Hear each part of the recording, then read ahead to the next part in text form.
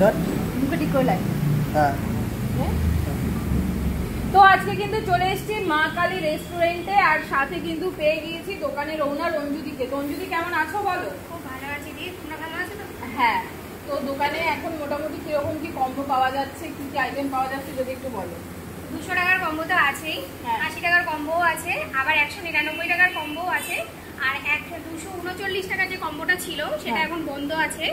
আর বাদ বাকি 3টে কম্বো কিন্তু চালু আছে। 200 টাকার কম্বোতে কি কি থাকছে? চিকেন চাপ থাকছে এক প্লেট বিরিয়ানি থাকছে, একটা চিকেন তোমার হচ্ছে 2টো চিকেন কাটলেট থাকছে, আর একটা ভেজ চাও থাকছে।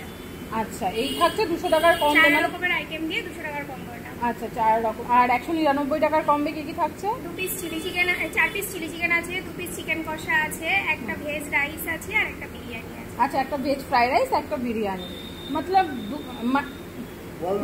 মানে দুটো আইটেমই কি আর কি শেয়ার করে খাওয়ার মতন আর কি।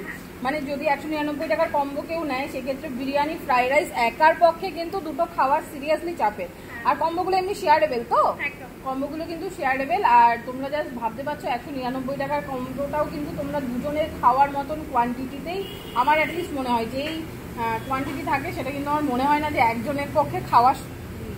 আর হ্যাঁ, আর মিক্সড ফ্রাইড রাইসের কি দাম থাকছে এখন তোমার দোকানে? মিক্সড ফ্রাইড রাইস তো অসাধারণ, কি দাম রাখছো? মিক্সড ফ্রাইড রাইসের দাম হচ্ছে 110 টাকা।